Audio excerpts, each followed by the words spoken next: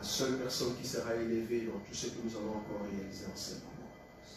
Que ce service, que ce temps de partage, ce temps d'exhortation, que tu sois la seule personne au centre de toutes choses qui va recevoir l'honneur, la puissance et la majesté. Car tu es notre Dieu.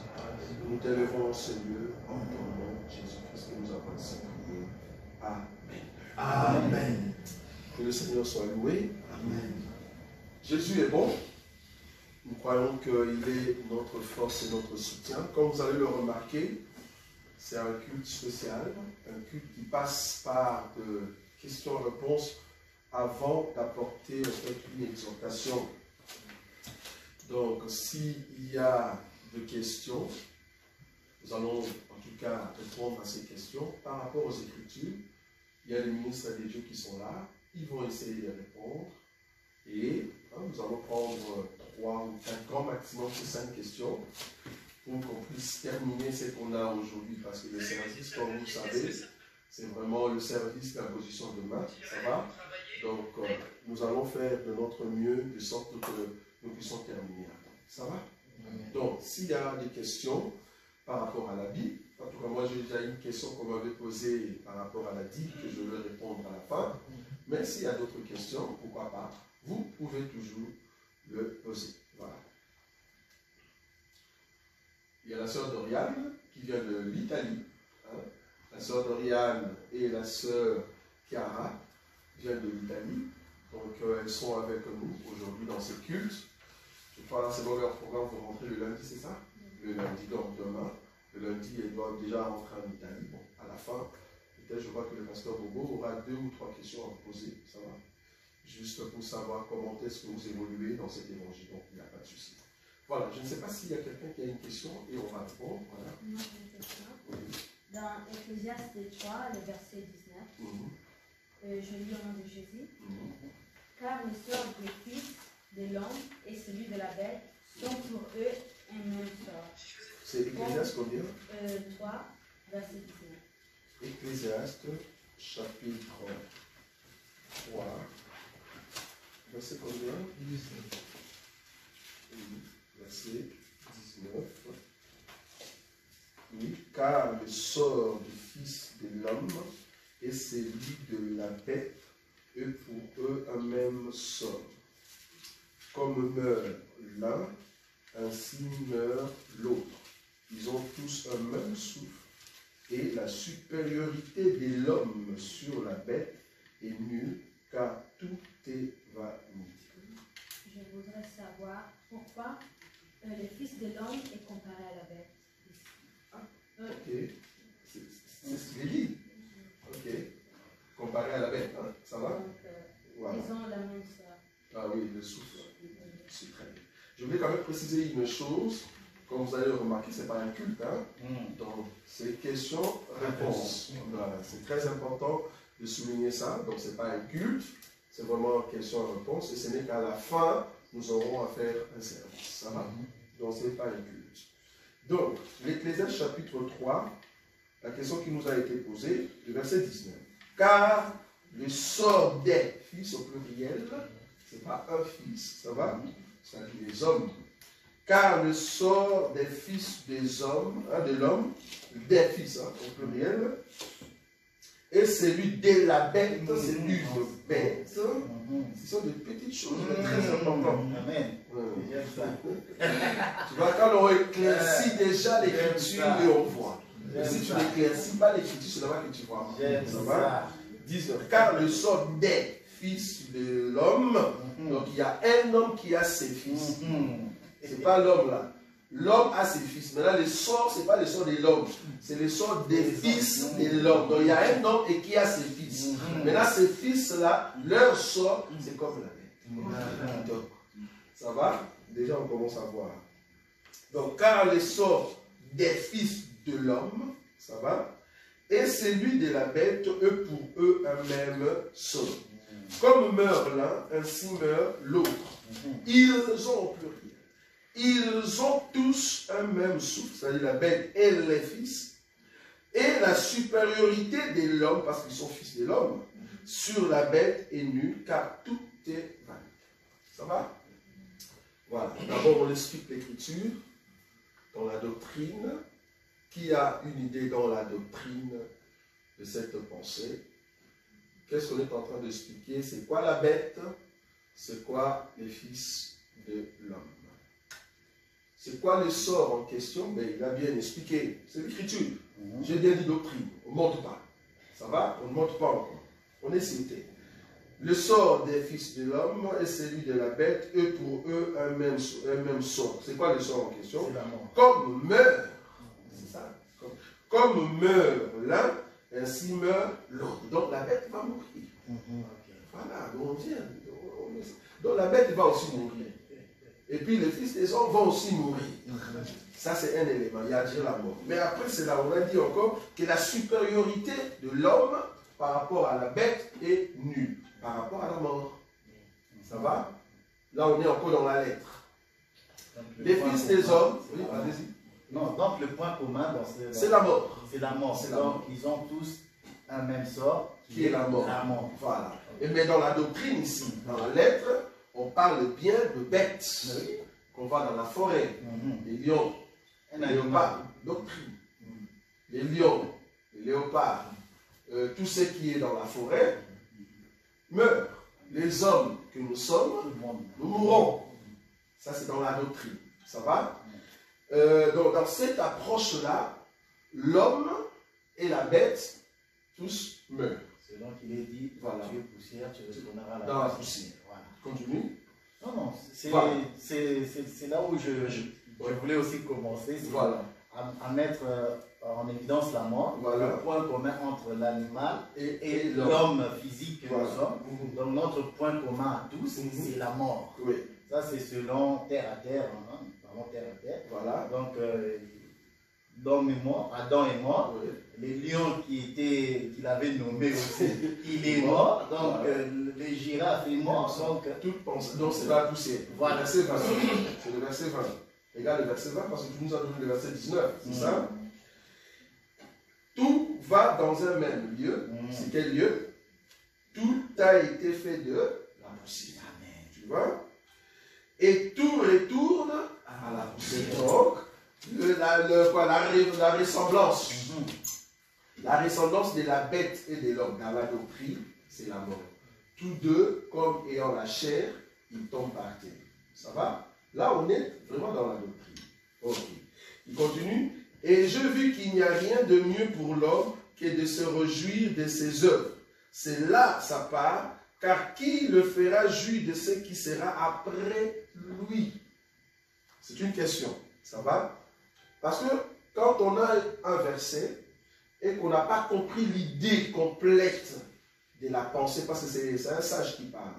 L'idée complète, il parle par rapport à la mort, mais regarde, il y a quand même une joie par rapport à l'homme. Mais qui va donner cette joie? Il termine par une question. Ça va? Donc, c'est-à-dire, quand on prend cette écriture, je commence par 19, 20 et 21, la supériorité de l'homme est qu'il y a une question par rapport à l'homme qui va maintenant amener cette joie après sa mort. Tu vois? Là, c'est par rapport à l'homme. Mais la bête ne peut plus revenir. Tu vois? Donc, l'homme sage, ici, il s'arrête pour dire, mais après la mort de l'homme, est-ce qu'il y aura une joie pour lui? C'est dans ce sens. Mais non. Là, dans la doctrine, on comprend que mais si tu es mort, c'est fini. Donc, on a comparé, pour répondre à la question doctrinalement, on a comparé l'homme avec la bête, c'est par rapport à la mort. C'est-à-dire, la bête rentre dans la poussière, l'homme aussi rentre dans la poussière. Ça, c'est dans la doctrine. Maintenant, la question, parce qu'il faut monter, parce que si on reste là, on ne saura pas donner le goût de ce qu'on a. Ça va? C'est vrai que l'homme rentre dans la poussière et la bête aussi rentre dans la poussière. Je peux aussi prendre cette bête plus loin, que c'est aussi des hommes animaux. La seule différence qui va faire que la bête qui est l'homme animal avec l'homme ici, c'est la joie après la mort. Qui va maintenant donner la joie après la mort? Ici on dit l'homme, pas la bête. Ah, donc les hommes animaux, ils ne vont pas voir la joie après la mort. Parce que la question, il est bien posé, hein, le verset 22. Et j'ai vu qu'il n'y a rien de mieux pour l'homme que de se réjouir de ses œuvres. Ça va? C'est là sa part. Car qu'il le fera jouir de ce qui sera après lui. Qu'il le fera jouir. Oui, il y a quelqu'un qui le fera jouir. C'est ça la question. C'est une question qu'on a posée. Qui le fera jouir? Oh, l'homme sage a la réponse, mais il ne dit pas.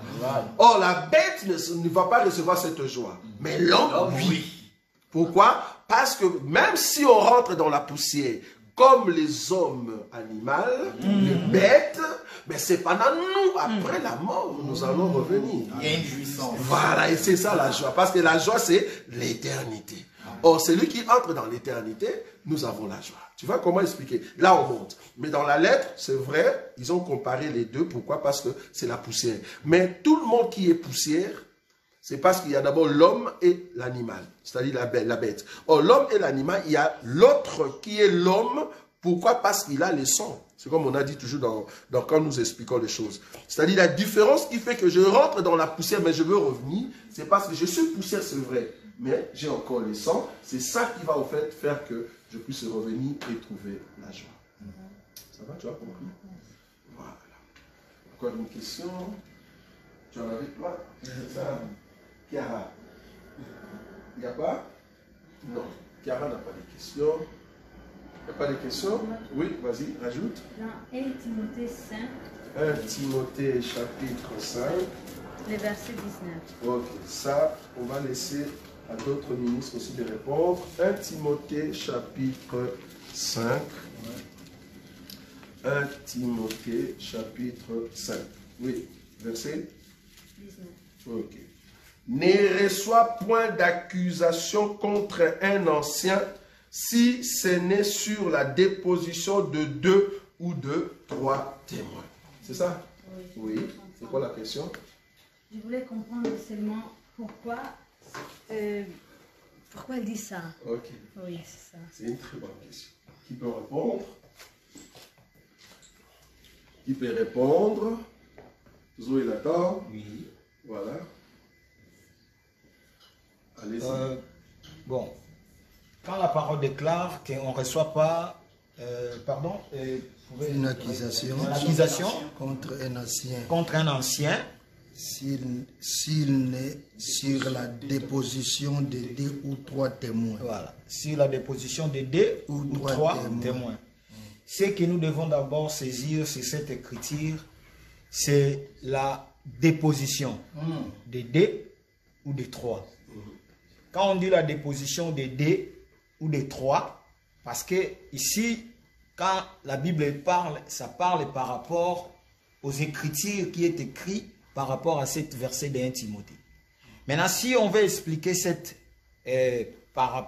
écriture, nous allons toujours retourner, parce que la Bible s'explique elle-même.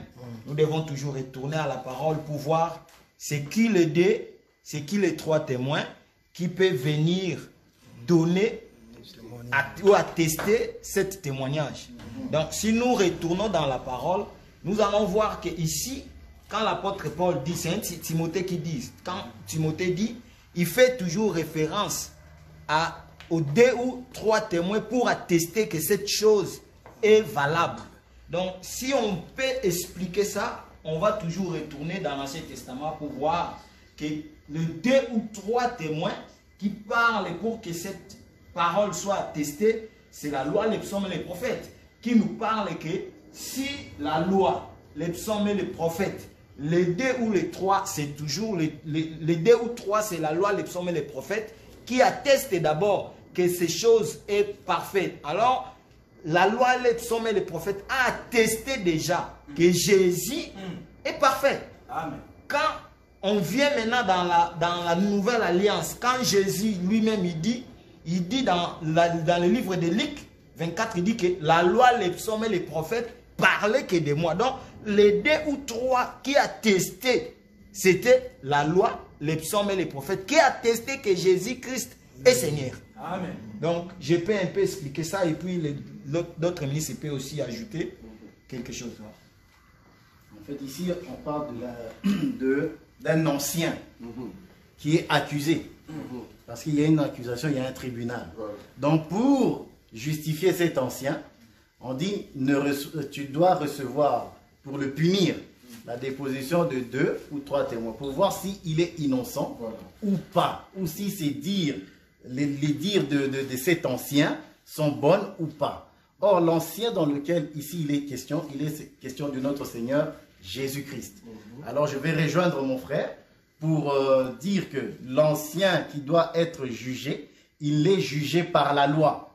Par la loi et les prophètes et les psaumes. C'est pour ça que Jésus-Christ va lui-même sur le chemin d'Emmaüs.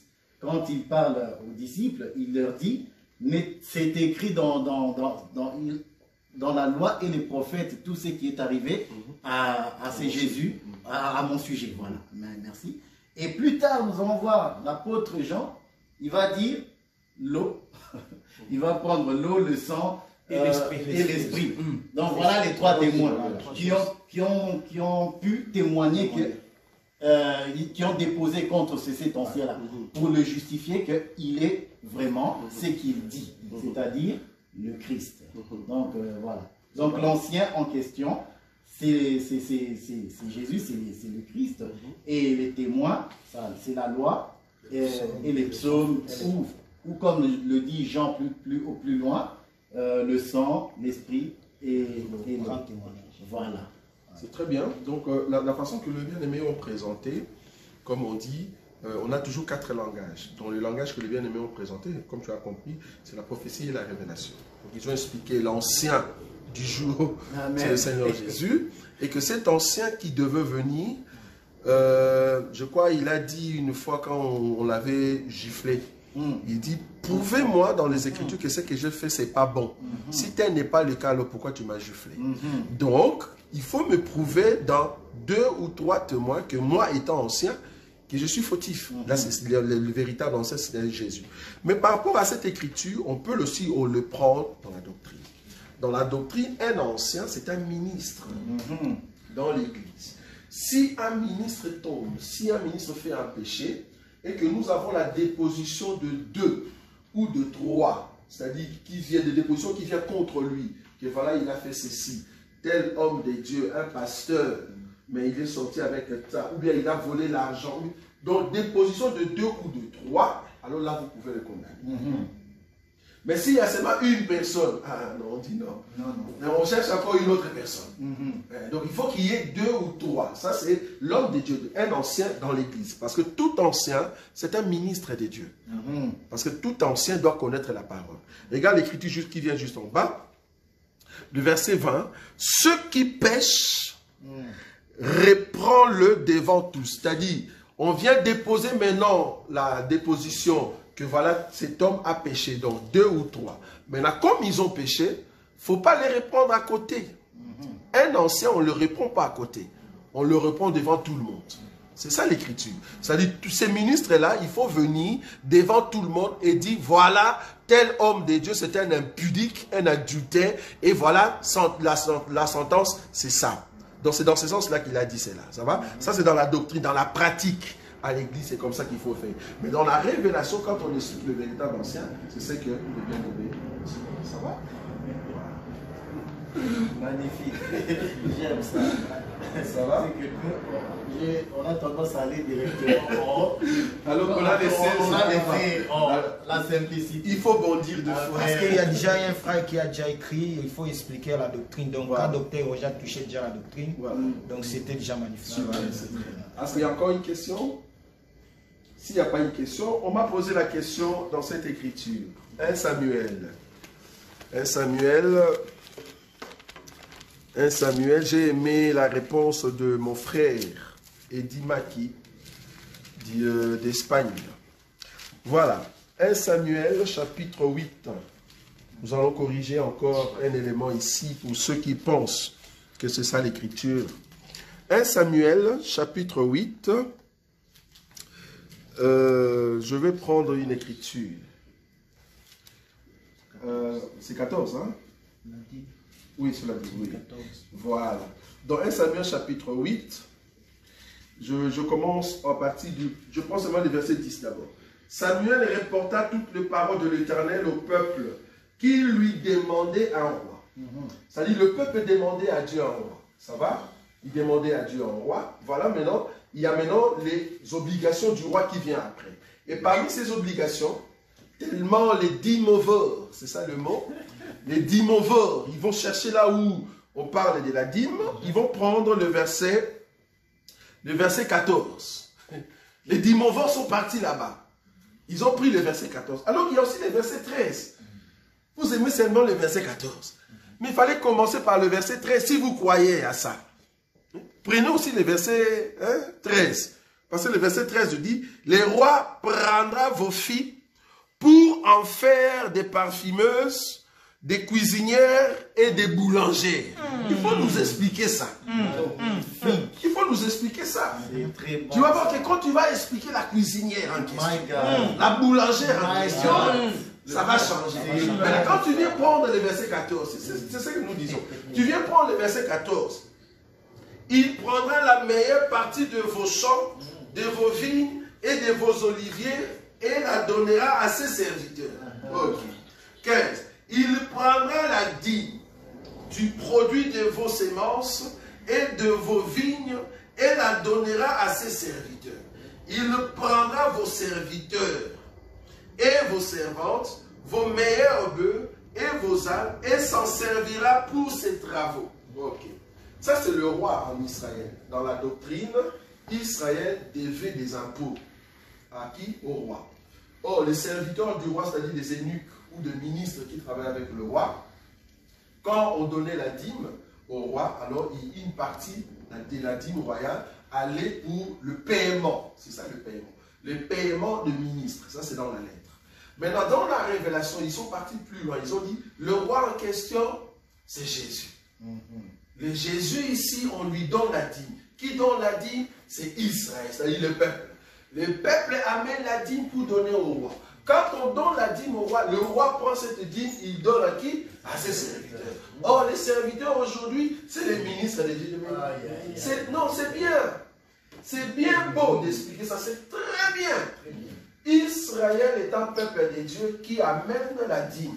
À qui? À un roi physique, assis sur son trône. Israël physique amène la dîme physique à un roi physique assis sur un trône physique.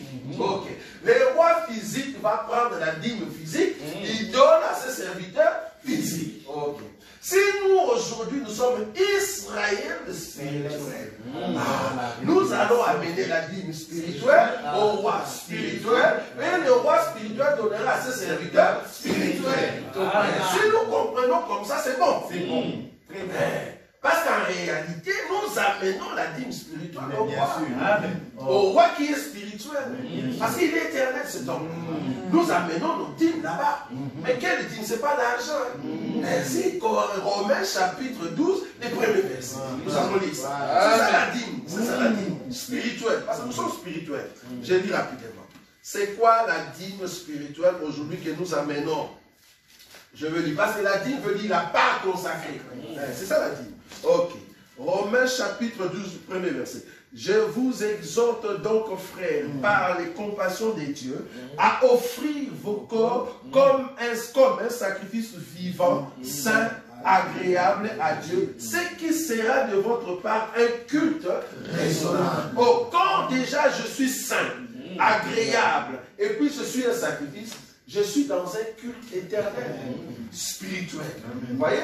Donc, je donne ma vie à Jésus comme un sacrifice. Jésus, il y a une autre écriture qui dit dans le livre de Actes des Apôtres, chaque jour, le Seigneur amenait des âmes ou rajoutait des âmes dans les corps. Les âmes en question, c'est la dîme que Jésus est en train d'amener vers les âmes. Amen. Ça, vous voyez ça? C'est parce que l'âme d'une personne qui vient à Jésus, Jésus va prendre ces âmes-là, il va le rediriger là où il y a la parole de Dieu, le ministre spirituel, pas de les dessus. Donc, on comprend que la dîme que le Seigneur a reçue, il les a dirigés vers les serviteurs. Si on comprend comme ça, c'est... Mais tu nous parles des hommes qui sont là-bas, physiques, et qui sont ici aujourd'hui spirituels, mais quand à la dîme, ça reste toujours physique. Là, on comprend. Ça dit qu'il y a un souci. Donc, du coup, c'est pour répondre à la question de ce bien-aimé qui nous a dit, ah, mais la dîme royale, nous sommes dans la dîme royale. Dans la dîme royale de nos serviteurs. D'abord, il faut comprendre que le serviteur en question, ce n'est pas seulement les ministres. Tout enfants de Dieu et serviteurs. Parce que nous sommes dans un royaume de sacrificateurs. Or, le roi, c'est lui qui est le sacrificateur par excellence, le souverain sacrificateur. Et ce roi-là, il est au fait le roi qui règne au-dessus de nous. Nous étant un royaume des sacrificateurs, donc nous recevons la dîme de la part du roi. Ça, c'est un. Deuxièmement, il y a une écriture, c'est Pierre. Ça, je veux le citer. Pierre, Matthieu. Ok, on va les prendre. Matthieu 17. J'aime beaucoup cette écriture-là. Ça va vraiment nous aider parce que beaucoup n'ont pas vu, au fait, le roi que nous avons. Matthieu combien? 17. Matthieu 17. 25. Matthieu 17, à partir du verset 25. Voilà. Ou, voilà. On peut commencer à partir du verset 24. Merci beaucoup, mon frère Roland. Lorsqu'ils arrivèrent à Capernaum, ceux qui percevaient le 2 drachmes s'adressèrent à Pierre et lui dirent: votre maître ne paye-t-il pas le 2 drachmes? Le verset 25. Oui, dit-il. Et quand il fut entré dans la maison, Jésus revint et dit: qu'est ensemble Simon? Le roi, j'aime ça. Il parle de roi. Le roi de la terre. De qui perçoivent-ils les tribus? Tu vois? De qui perçoivent-ils les tribus ou des impôts? Parce que la dîme, c'est l'impôt à Israël. Ça va? Ok. De leur fils ou, voyez la question, de leur fils ou des étrangers. Regarde la question, la réponse. Le verset 26. Il lui dit des étrangers. Et Jésus lui répondit: les fils en sont donc exempts. La question est de savoir. 1 Samuel chapitre 8, le verset 14. Où est l'église? Est-ce que c'est les serviteurs ou le prince? Est-ce que c'est la reine ou c'est Israël? Vous allez voir que l'église aujourd'hui, c'est le prince, c'est la reine et c'est le serviteur. Nous sommes exempts. Donc aujourd'hui, nous ne pouvons pas, c'est pas possible, donner la dîme. On doit nous donner, nous. Et c'est des dîmes spirituelles. Amen. Parce que nous sommes le peuple de Dieu. Amen. Donc c'est pour répondre, oui. Oui, docteur. Par rapport à la dîme, parce qu'il y a un frère qui m'a envoyé une vidéo où j'ai suivi, il y a un bien-aimé, un serviteur de Dieu, qui a prêché sur la dîme. Vraiment, par rapport à la révélation, il a bien expliqué. Moi-même, j'ai aimé. Mais quand il a descendu par rapport à la doctrine, il a dit qu'aujourd'hui, celui qui ne paiera pas la dîme, il va en enfer. Et en plus, il a bien dit paiera. C'est grave. Donc, c'est lui qui ne donne pas la dîme, donc il va en enfer. Moi, même le frère qui m'a envoyé les vidéos, il m'a dit, vraiment, moi aussi j'ai suivi, mais là où il a dit que celui qui ne paiera pas la dîme ira en enfer, c'est là où ça m'a intrigué. Donc, je ne comprends pas. Je ne comprends pas. Voilà. Donc, nous voulons aussi expliquer à d'autres bien-aimés, comme nous parlons de cela, de la dîme, nous voulons pingler aussi ce point-là pour que tous nos bien-aimés puissent comprendre aussi que la dîme aujourd'hui, c'est notre Seigneur Sauveur Jésus-Christ. Donc, nous sommes des princes, nous sommes ceux qui sont exemptés de la dîme. Donc, nous ne devons pas payer la dîme aujourd'hui. Parce que la dîme aujourd'hui, c'est spirituel. Parce que si nous pouvons monter aussi, la Bible dit même, Dieu a tant aimé le monde, il nous a donné le Fils. Voilà. Or, la Bible dit, il y a une critique qui dit qu'on ne vient pas main vide dans la main de l'Éternel. Voilà. Or, quand nous venons dans la maison de l'Éternel, nous venons avec le Fils. Or, quelle dîme encore que nous allons amener comme argent si nous sommes spirituels, nous venons avec un Fils spirituel devant Dieu. Quelle dîme que vous nous demandez, ce qui est matériel, physique. Donc, c'est là où moi je ne comprends pas parce que les Écritures sont claires. Nous, on défend le salaire de l'homme de Dieu. Donc, l'homme de Dieu a droit à un salaire. Mais on ne peut pas imposer aux enfants de Dieu de payer la dîme, que s'ils ne payent pas la dîme, il ira en enfer. Là, vraiment, c'est à côté. Parce que c'est comme si vous mettez encore la loi dans la vie des peuples de Dieu. Donc, c'est comme une loi que vous imposez que si tu ne fais pas ça, comme c'était dans les temps de la loi, que si tu désobéis à la loi, on va te délapider, on va te tuer. Donc, vous menez aussi le peuple de Dieu à cette loi d'être lapidé ou d'être tué, parce que c'est la parole c'est l'épée. Donc si tu n'obéis pas, parce qu'il y a un critique qui dit que là où il n'y a pas la loi, il n'y a pas la condamnation. Donc quand vous mettez une loi dans une église, c'est quand le peuple de Dieu n'obéit pas à cette loi-là devient une épée qui commence à condamner, qui commence à tuer le peuple de Dieu. Donc, nous ne devons pas aujourd'hui tuer le peuple de Dieu parce que l'esprit que nous avons reçu, c'est l'esprit de la liberté. Donc, nous sommes libres de venir devant Dieu tel que nous sommes. Donc, nous avons déjà un fils que Dieu nous a donné et nous revenons avec Dieu, avec le fils que Dieu nous a donné. Donc, c'est un peu ça, un peu l'explication que j'ai donnée aussi par rapport à ce passage que le bien-aimé m'a envoyé. Surtout dans ça, la question est de savoir est-ce que la personne qui ne paye pas sa dîme ira en enfer. Donc, Voilà. c'est ça la question aussi. Moi, je crois que non, parce que nous l'avons toujours dit. Il y a beaucoup de bien-aimés qui font amalgame, comme on dit. C'est parce qu'ils ne comprennent pas ce que nous on présente.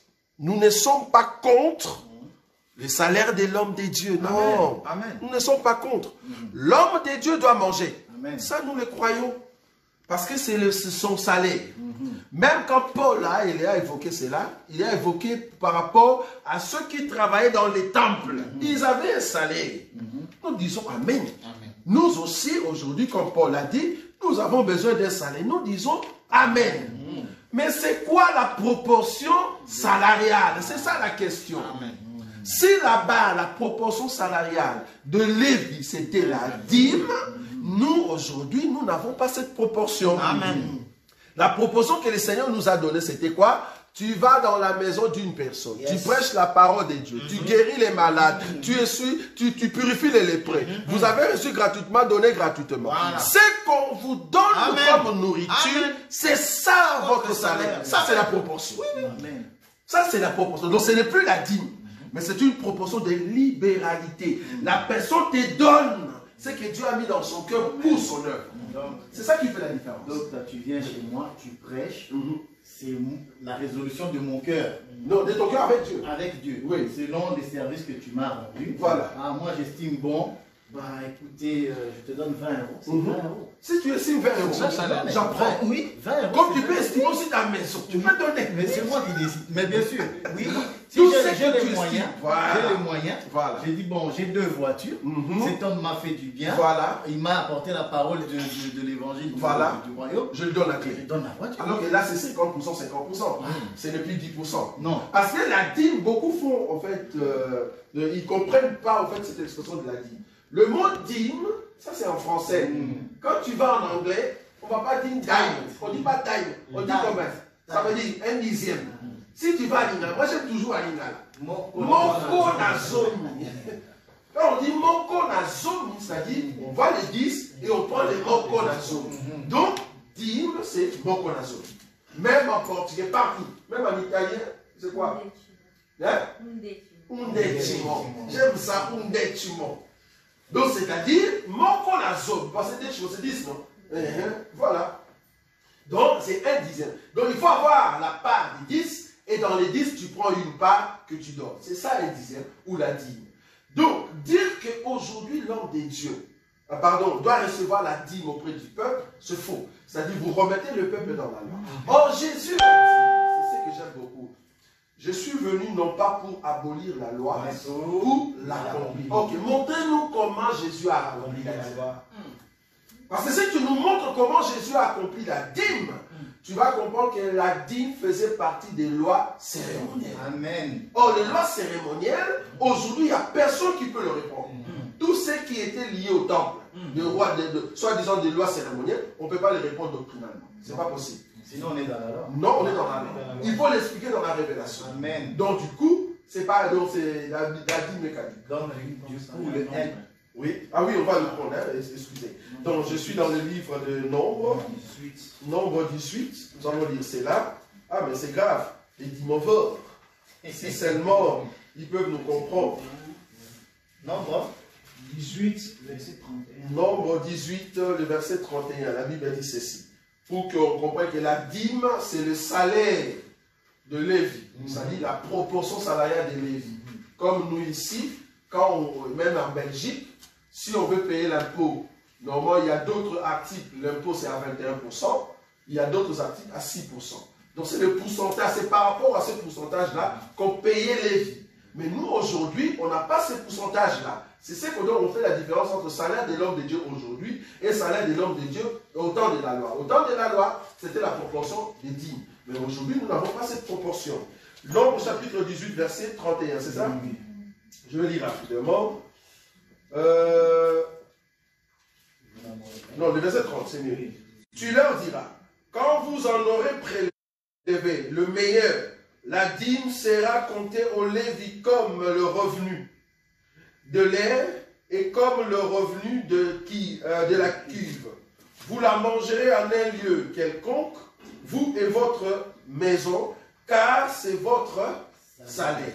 Mais vous allez manger quoi? La dîme, c'est ça, non? Donc, vous allez manger la dîme qu'on vous donne, vous et votre famille.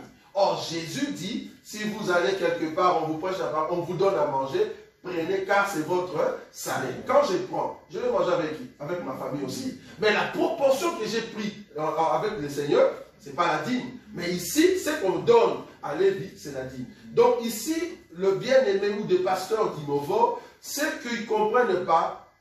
Nous ne voulons pas que le peuple de Dieu tombe dans le jeu de la loi. Parce que s'ils ne respectent pas la loi, et vous-même, vous ne savez pas leur présenter cette loi de la dîme, le peuple pêche. C'est là-bas que quelqu'un dit, je ne veux pas aller à l'église parce que je n'ai pas amené la dîme. Et puis vous leur donnez des cartes, soit disant, c'est moi ici, je ne veux pas donner, donc je veux racheter. Il y a quelqu'un qui a dit, il faut racheter avec 5%. Je dis, toi tu es vraiment dans la loi, je comprends que tu es vraiment lévite, dans la chair. Parce que lévite dans la chair, c'est lui qui va mettre cette loi-là. Donc du coup c'est compliqué. Si tu es lévite spirituel, ben, tu vas recevoir la dîme spirituelle. Parce que tu es lévite spirituel. Donc, c'est juste pour répondre aux bien-aimés qui pensaient à la dîme royale. Même les pasteurs qui pensent qu'il faut donner la dîme physique, aujourd'hui, nous disons, nous ne pouvons plus donner la dîme. Pourquoi? Parce que c'est la proportion de Lévite. Aujourd'hui, je viens avec mes biens participer dans l'œuvre du Seigneur. Et c'est là-bas que l'homme de Dieu va manger. Mais la quantité ou la proportion, ce n'est pas la dîme. Voilà. Bon, on est toujours là pour en discuter. Ça va? Est-ce qu'il y a encore une autre question? Il n'y a pas? On a posé une question ici. En ligne, c'est quoi l'action de grâce? Une action de grâce? Ouais. C'est bien dit. Une action de grâce, c'est quoi? C'est-à-dire, Dieu m'a fait grâce et je vais faire une action. C'est-à-dire, j'ai reçu une grâce de la part du Seigneur, moi je vais faire une action. Donc, l'action de grâce, c'est quand je me dis que voilà, Dieu m'a donné ça et moi je vais prendre une part et je veux donner à Dieu. Ça va? Donc, je viens dans la maison du Seigneur et je participe dans l'œuvre de Dieu. Il y a beaucoup de pasteurs ou de bien-aimés, même dans cet évangile, qui ne comprennent pas ce que nous appelons apporter tout aux pieds des apôtres. Apporter tout aux pieds des apôtres. C'est pour ça que nous sommes contre ceux qui mettent 3, 4, 5 paniers à l'église. Nous ne comprenons pas. Pourquoi? C'est comme si vous n'avez pas une administration. Quoi. Parce que l'administration est là pourquoi? Parce que toute somme qu'on va mettre dans les 5 paniers, mais vous pouvez le mettre ensemble. Si vous avez des besoins pour les orphelins, des besoins pour Galatie, mais vous allez les donner directement parce qu'il y a une administration. Mettez un panier et mettez tout là-bas. Mais on comprend que c'est un jeu. Si on met un panier, beaucoup ne vont pas donner. Donc il faut mettre 5 paniers à l'église. Comme ça, on sépare. Mais là-bas, c'est combien chez les orphelins? 1000. Ici, on a mis seulement 10. Ok, on met 1010. On mélange et puis voilà, on fait quoi? Parce qu'en réalité, tous ceux qui mettent le nom dessus, ce n'est pas ce qu'ils font. Quand on dit Galates 6.6, on a déjà vu des gens qui mettent Galates 6.6. Galates 6.6 est sorti 2500 $. Au lieu de donner aux messieurs qui étaient venus prêcher, mais non, ils divisent. Hein. Voilà. Ah, tu es venu dans mon église, les 2500 ne fait pas partie, ils reçoivent mais seulement 500. Hein. Les 2000 entrent dans l'administration. Mais pourquoi ne pas mettre directement? Vous voyez? Donc il y a un souci. On dit que c'est vraiment des affaires qu'on est en train de faire. Vous voyez? Donc c'est mieux de mettre un panier, et c'est dans les paniers qui est l'administration de l'église. Avec les ministres de Dieu, ils vont dire, voilà, tel montant va là-bas, tel montant va pour les hommes de Dieu, ça c'est les salaires des hommes, c'est comme ça. Mais eux, ils disent, il faut que la personne elle-même pense ce qu'il va donner comme argent de salaire à l'homme de Dieu. Il met ça dans l'enveloppe et qui salaire de l'homme de Dieu. Ok. En tout cas, moi, je n'ai pas vu ça dans la Bible, malheureusement. Il faut nous aider là-dessus. Parce que nous croyons que l'administration doit prendre soin des hommes de Dieu. Parce que c'est leur droit. C'est ce que Paul a dit. C'est mon droit. Mais si je ne l'ai pas pris dans les territoires d'Archaïe, c'est parce que je ne voulais pas. Mais c'est mon droit. Donc, comme il était là, on devait le prendre en charge. L'homme de Dieu, il faut le prendre en charge. C'est ça son salaire. Ça va? Donc, c'est ça son salaire. Voilà. Est-ce qu'il y a encore une question? Moi, oui. Je voulais juste ajouter, même au temps de la grâce, on n'oblige pas des gens de donner soit un montant, 300, 500. Non, parce que la parole nous dit dans le livre de 2 Corinthiens 9, 7, il est écrit que chacun donne comme il a résolu dans son cœur. Sans tristesse ni contrainte, car Dieu aime celui qui donne avec joie. Amen. Donc Dieu n'aime pas celui qui donne, on le pousse. On les pousse, c'est ça. On les pousse. Donc quand on te pousse là, Dieu n'aime pas ça. Non, n'aime pas ça. Donc quand on te dit donne la dîme, tu vas aller à l'enfer, donc Dieu n'aime pas obligé. Si tu ne donnes pas, tu iras à l'enfer, tu vas mourir. Dieu n'aime pas ça. Parlons de la dîme. Oui. Mais ils sont très intelligents. Qui ça? Les dimorphes? Les Ils sont très intelligents parce qu'ils disent, oh non, la dîme, ça vient avant la loi. Alors ils vont toucher Abraham. Donc pour répondre à ces gens. Mais c'est bien, on peut le répondre. Moi j'aime beaucoup. Mais non, c'est juste. Hein. En fait, la dîme, ça vient avant la loi. Mais bien sûr. Ok. Abraham a donné à un roi. Ok. Voilà, c'était avant la loi. Ça va. Abraham qui donne la dîme à un roi. Le roi en question, oui, le roi en question est en même temps sacrificateur. Ok. C'est par cette loi-là, par cet acte-là, parce que c'est lui le père, hein, c'est par cet acte-là qu'on vient maintenant mettre la loi. La loi, c'était quoi? On va donner la dîme royale et la dîme sacerdotale. C'est-à-dire, le roi, Melchisedec, il était roi en même temps sacrificateur. Donc, il y a une dîme qu'on donne au roi et il y a une dîme qu'on donne au sacrificateur. Est-ce que vous êtes d'accord avec vous? Donc, Abraham qui donne la dîme au roi, c'est 1 Samuel chapitre 8. Nous sommes d'accord. Ça, c'est la dîme royale. Maintenant, Abraham qui donne la dîme à un sacrificateur.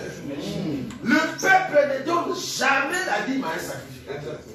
Abraham qui donne la dîme à un sacrificateur, c'est Lévi qui donne la dîme des dîmes à un sacrificateur. Ah, si tu veux donner cette dîme-là, oh, le Melchisedec, qui est le souverain sacrificateur, s'il est sacrificateur, Abraham qui vient donner la dîme, cet acte-là, si nous entrons dans la loi, c'est Lévi qui vient donner au sacrificateur. Parce que le peuple ne donne pas la dîme à un sacrificateur, il n'y a pas. Le peuple donne la dîme à Lévi. Lévi va prélever maintenant la dîme des dîmes pour donner à un sacrificateur. Donc c'est Lévi qui donne la dîme au sacrificateur. Maintenant, la somme du peuple par rapport au sacrificateur, ce n'est pas la dîme, c'est 1 centième. Je ne sais pas si vous voyez ça. Oui, donc voilà. Donc Abraham, ici, c'est Lévi. C'est Lévi qui donne à un sacrificateur. Donc ne prenez pas cette écriture dans le sens du peuple. Non, Abraham n'est pas peuple. Si Abraham est peuple, c'est parce qu'il a donné au roi. Si Abraham est Lévi, c'est parce qu'il a donné à un sacrificateur. Donc, si tu te mets dans la peau du sacrificateur, Abraham qui te donne la dîme, c'est en fait quelqu'un que toi-même tu as créé. Et tu l'appelles Lévi. Et toi qui devais souverain sacrificateur, il doit te donner la dîme. Du coup, il y a un problème. Ça, c'est un. Deuxièmement, si on suit la façon que Abraham a donné la dîme, il a fait une fois. Ce n'est pas qu'on dit. Si on suit Abraham, il a fait une fois. Et je vous dis que nous, enfants de Dieu, nous avons déjà donné la dîme d'Abraham. Une fois. On donne sa vie à Christ, lui qui est le roi et le souverain sacrificateur. Donc nous avons déjà donné notre dîme. Parce que je suis Abraham spirituel. Or Abraham spirituel, je donne aussi la dîme spirituelle. Donc du coup, ça tombe. Donc à chaque fois qu'ils ont des écritures, nous savons comment leur dire, vous avez très mal compris. D'accord, pour encore éclairer dans ce que le docteur a dit, pratique dans l'église actuellement, ça veut dire que le peuple ne peut pas venir déposer la dîme un dimanche dans un palais. Non. D'abord, il y a un groupe de serviteurs dans l'ensemble, il y a des anciens, il y a des anciens qui reçoivent d'abord la dîme et ils ramènent maintenant donner au ministre. Donc ça veut dire qu'ils enlèvent aussi une partie de 1/10 pour donner aussi au ministre. Or, le ministre ne reçoit pas 1/10. C'est ça, le docteur a dit, c'est 1 centième. Mais nous comprenons que c'est par rapport à la dispensation aussi. La dîme est donnée que le matin. Donc la dîme comme obligation est donnée que le matin. Or, le matin, il y a un peuple physique qui est Israël terrestre. C'est lui qui donne la dîme 1/10. Mais tandis que nous sommes dans quel temps? Nous sommes dans le temps du soir. Or, le temps du soir, c'est l'agneau, c'est la faiblesse. Lui, il a dit donner selon votre cœur. Voilà. Donc, ça veut dire qu'on donne avec la libéralité. Exactement. Parce que nous sommes dans le temps du soir où l'Église nous a bien expliqué par rapport au roi, comme nous sommes la femme du roi. comme nous sommes aussi le fils des rois, nous sommes exemptés. Nous ne payons pas des taxes, nous ne payons pas des impôts, nous bénéficions des impôts du peuple parce que nous sommes dans le royaume des sacrificateurs. Donc je répète, la dîme comme obligation, comme un dixième, c'est une obligation qui est le temps du matin. Mais quand nous regardons maintenant le soleil, il n'y a pas de soleil, nous sommes dans le temps du soir, où il n'y a pas de soleil. Donc nous attendons le jour où le soleil va s'élever et l'église montera. Là, on nous expliquera autre chose. Que le Seigneur nous bénisse. Et dans le cas de Jacob, qui avait dit qu'il donnera la dîme, mais on n'a pas vu là où il a donné sa dîme. Bon, nous croyons que dans la Bible, Jacob étant fils du royaume, quand il a dit que si tu fais ça et ça et ça et ça, je te donnerai la dîme, il a respecté cette parole. Mais ce qui est vrai, il a donné cette dîme après 20 ans. Et il a fait une fois. 20 ans. Dans sa vie, il a donné une fois. Il a au fait promis à Dieu de lui donner la dîme. Est-ce que nous, on peut promettre à Dieu? Non. Donc ça, c'est grave. Et puis, je voudrais quand même souligner quelque chose pour ceux qui aiment toujours la dîme. Israël n'a pas donné la dîme dans le désert. Vérifiez les Écritures.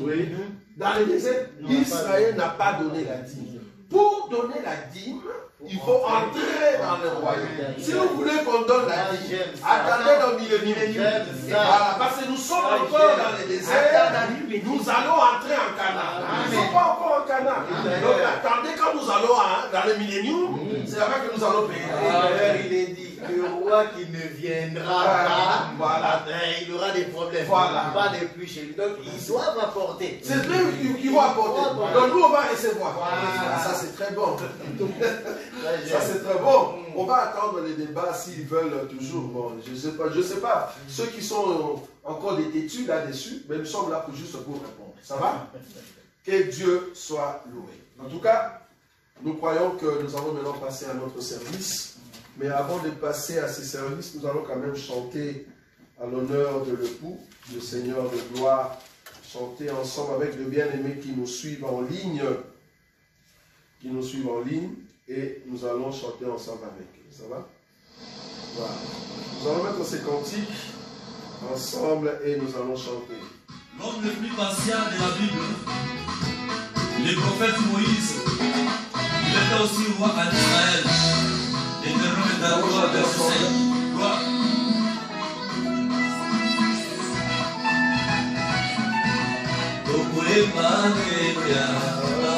Alléluia,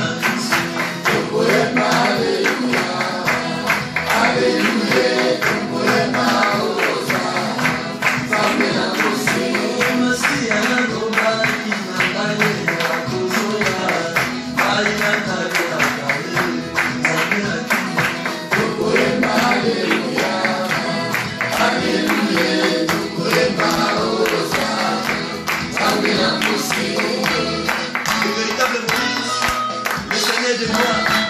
Jésus de Nazareth. Alléluia, Alléluia, Alléluia, Yeshua. Alléluia, Alléluia, Alléluia, Yeshua. Alléluia, Alléluia, Alléluia, Yeshua. Alléluia, Alléluia, Alléluia, Yeshua. Alléluia, Alléluia, Alléluia, Yeshua.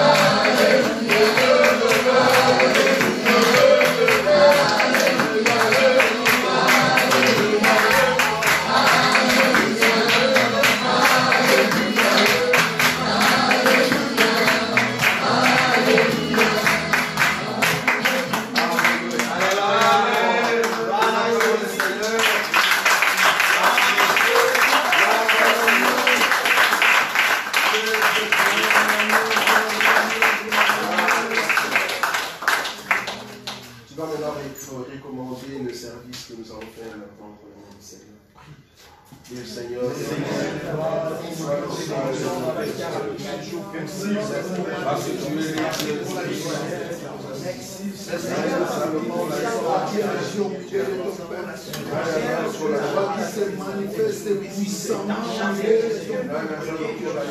Emmanuel, Dieu parmi nous.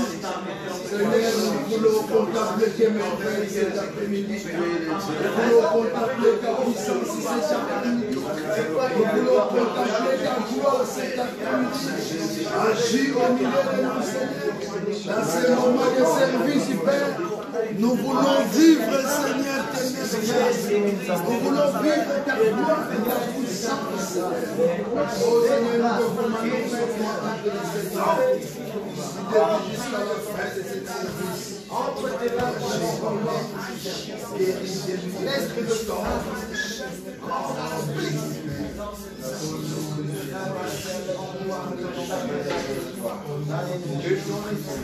celui qui nous donne fidélité.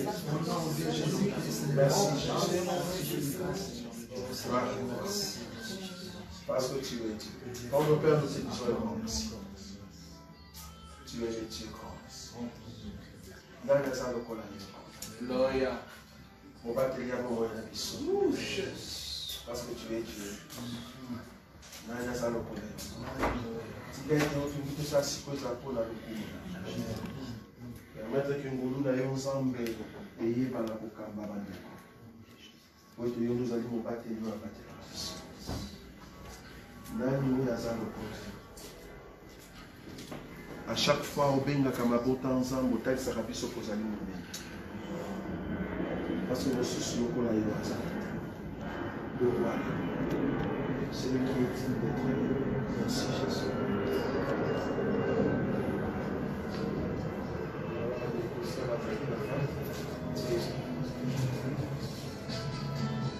Nous avons des outils qui nous de sorte que vie bakoti liloba na nzambe ezwa esika ya mitema na bango ke l'onction de Dieu ebanda kozwa esika na bavi na bango toloba ete Yesu kaka nde azali kapable banda kotumbola mongongo wana ke tozomona mpona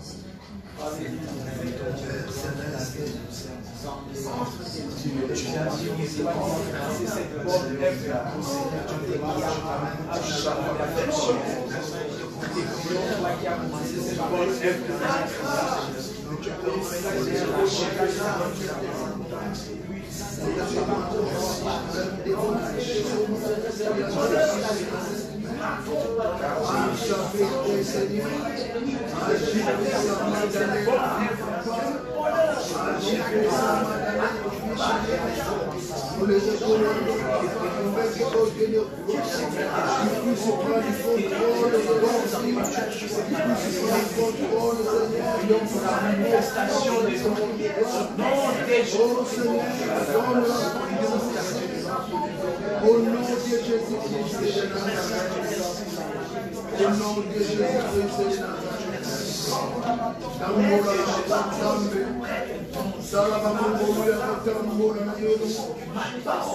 continuer marche vers la présence de Dieu.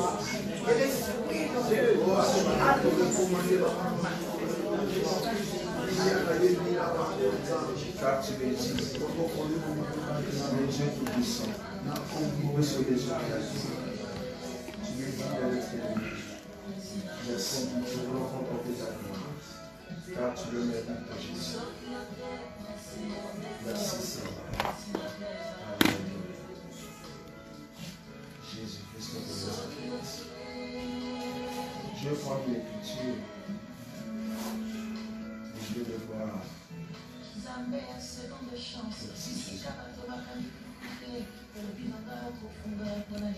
Jésus. Si je n'avais pas pour moi le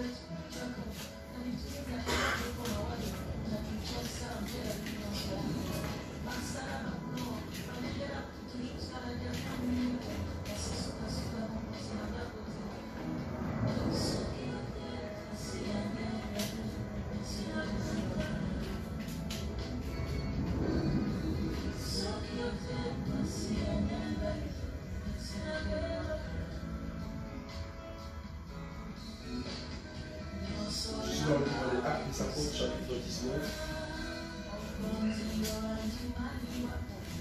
Actes des Apôtres, chapitre 19. La Bible dit ceci.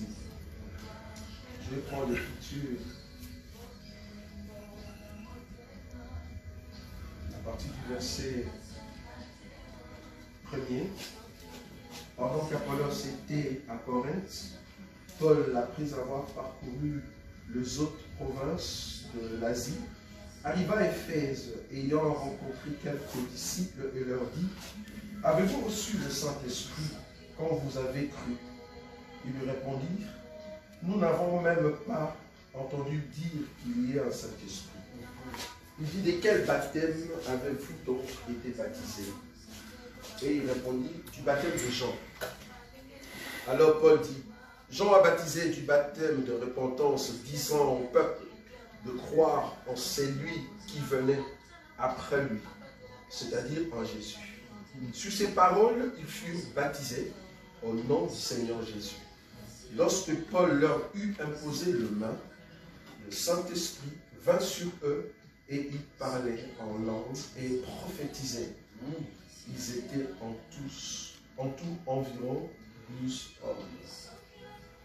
Nous croyons que dans cet enseignement, à chaque fois qu'une personne reçoit les baptêmes d'eau, bibliquement parlant et attesté dans les Écritures, que cette personne doit recevoir maintenant ce qu'on appelle l'imposition de main. L'imposition de main qui est comme une doctrine. Hébreux chapitre 6.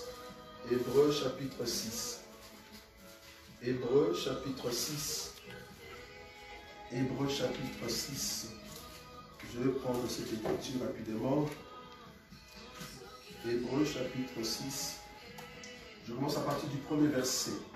C'est pourquoi, laissant les éléments de la parole de Christ, tendons à ce qui est parfait, sans poser de nouveau le fondement 1. Du renoncement aux œuvres mortes. 2. De la foi en Dieu. 3. De la doctrine des baptêmes. 4. De l'imposition de main. Vous voyez ça? Voilà. 5. De la résurrection de mort. Et 6. Du jugement éternel. L'imposition de main, c'est un enseignement. C'est vraiment de la doctrine. À chaque fois quelqu'un qui reçoit les baptêmes, on doit faire ce qu'on appelle l'imposition de main. L'imposition de main, il y a 3 façons de le faire. La première, uniquement attestée, c'est quand la personne reçoit les baptêmes, comme je suis en train de le dire. La deuxième, Jésus-Christ a dit, voici les miracles qui accompagneront ceux qui auront cru en mon nom, vous imposerez le main aux malades. Là, c'est pour une personne qui a été animée par de mauvais esprits et que tu veux transmettre l'onction puissante que tu as, afin que ce qui est dans la vie de la personne quitte. Ça aussi, ça s'appelle imposition de main. Troisièmement, l'imposition de main, c'est pour recommander une personne à Christ ou au Seigneur. La recommandation, c'est ce qu'on fait avec dans les cadres ministériels, dans les cadres des diaconats, dans les cadres du mariage. C'est-à-dire nous recommandons la personne à Dieu. Ça s'appelle aussi imposition de main. À part les 3, il n'y a pas. Bibliquement parlant, il y a seulement le baptême. Dans le cadre du baptême, combien on peut faire l'imposition de main. Deuxièmement, dans le cadre d'une personne qui est maladie, tu peux lui imposer de main. Et troisièmement, recommander une personne. Tout ce qui s'est fait dans la Bible pour le ministre des dieux, pour les hommes des dieux, ça s'appelle recommander l'homme des dieux entre les mains du Seigneur. Donc du coup, il n'y a pas de cérémonie là-bas. Donc c'est juste imposition de main. Nous n'avons même pas vu de cérémonie. Donc si on en fait une cérémonie, c'est juste une reconnaissance. On appelle reconnaissance ministérielle. Mais en réalité, ça s'appelle imposition de main. Nous recommandons telle personne entre les mains du Seigneur pour ce que tu vas faire. Ça peut être les mariages, ça peut être le voyage, ça peut être ton ministère, ça peut être tout ça. Ça peut être recommander la personne entre les mains de Dieu. Ça va? Donc nous, ce que nous allons faire ici, nous allons faire vraiment la recommandation dans les cadres que Dieu vous garde durant toute votre vie, mais c'est lié au baptême. Vous voyez ce que nous allons faire. Donc le Seigneur qui puisse diriger tout ce que vous faites. Ça c'est un deuxième membre. C'est lui qui a reçu le vrai baptême et compris pour cette personne-là, les dons qui sont à l'intérieur de la personne commencent à se manifester. Si tu as les dons de parler en langue, tu vas parler en langue. Si tu as les dons de prophétie, tu auras cette grâce. En fait, l'imposition de main ouvre la porte des grâces qui est en toi. Si seulement tu as un cœur pur, c'est là-bas que tu vas saisir la grâce de Dieu. et tu es parti. Et c'est ça la grandeur. Tu vas voir qu'il y a des choses maintenant qui marchent très bien avec le Seigneur. C'est pas parce qu'il y a une porte, c'est comme une clé qui s'ouvre devant toi, afin que les grâces des dieux qui sont en toi commencent à opérer. Ça va? C'est par l'imposition. C'est vraiment c'est un service que le Seigneur nous a recommandé dans la parole des dieux pour aider les enfants des dieux, des serviteurs des dieux à aller loin et à œuvrer avec le Seigneur. Ça va? Alors, troisièmement, après ces services, vous allez remarquer que, surtout ce que j'ai vu, c'est ceux qui ont de grâce de vision. Tu peux facilement avoir la grâce de la prophétie par de vision extraordinaire. C'est-à-dire, c'est comme si il y a un tableau qui devient clair dans tout ce que tu fais. Parce qu'il y a beaucoup de gens, avant le baptême, ils ne savaient pas capter ce que Dieu donne comme information. C'est-à-dire qu'après les baptêmes, quand on a prié pour eux, puis ils commencent à capter très bien les informations. Donc, après l'imposition de main, il y a vraiment une grande porte qui s'ouvre pour vous, afin que vous puissiez exceller avec le Seigneur. C'est comme ça que je peux le faire. Ça va? Voilà. Donc, moi, je veux prier pour vous, et le Seigneur de gloire va manifester sa grâce. Alors que les hommes de Dieu qui sont là, ils vont commencer à prier, et moi, je veux faire l'imposition de main. Il y a une écriture, je crois, dans le livre de Actes des Apôtres. Il y a un homme qui était aspirant au ministère, qui s'appelle Philippe. Il a donné le baptême parce que nous croyons que, même si on n'a pas encore reconnu la grâce ministérielle, bien qu'il y a la grâce ministérielle à l'intérieur de cette personne, mais par respect des aînés, qu'est-ce que Philippe a fait? Il a donné le baptême, oui, mais en ce qui concerne l'imposition de main, par respect, il a appelé le ministre reconnu. C'est par respect, j'ai bien dit. Parce que Philippe, c'est aussi un ministre. Il était déjà choisi par Dieu, mais il n'était pas encore reconnu comme ministre. Donc, il ne pouvait pas, par respect, faire cet acte-là, alors qu'il y avait des aînés. Donc, par respect, c'est comme ça que Pierre, je crois, et Jacques, Jean, ils sont venus, maintenant, c'était à Samarie, hein, voilà, c'était à Samarie, c'est là-bas qu'ils sont venus pour maintenant faire l'imposition de main. Alors que c'est Philippe qui a donné le baptême. C'est là-bas là où il y a le magicien, là, Simon le magicien, tu vois. Il a reçu aussi le baptême. Mais l'imposition de main, fallait que Pierre et je crois Jacques ou Jean viennent maintenant pour donner l'imposition de main. Parce que par l'imposition de main, la grâce s'ouvre. Quand le magicien dit que le Saint-Esprit commence maintenant dans la vie d'une personne par l'imposition de main, il n'y a pas possibilité de me vendre ça. C'est là-bas qu'on a dit que tu n'as pas part dans ces choses. Donc nous croyons que l'imposition de main ouvre beaucoup de choses. Vous allez vraiment exceller avec les seigneurs. Tu vas comprendre que même par cette imposition de main, la compréhension de la parole va beaucoup s'améliorer. Ça va? C'est très important. Ok. Nous allons prendre le temps. Alors que les hommes de Dieu commencent à prier pour vous, donc ils recommandent en fait ces services encore entre les mains du Seigneur. Moi, je vais vous imposer les mains pour que le Seigneur de gloire ouvre des grâces qui sont là. Ça va? Et nous allons prier les hommes de Dieu. Recommander nos deux sœurs entre les mains du Seigneur, afin que la parole puisse se trouver réellement place dans leur vie. Que sans la parole, rien ne peut en fait leur donner la joie. Qu'elles soient des personnes qui aiment tellement l'enseignement et que l'enseignement les amène encore plus loin, afin qu'elles puissent exceller en Christ et Jésus. Nous allons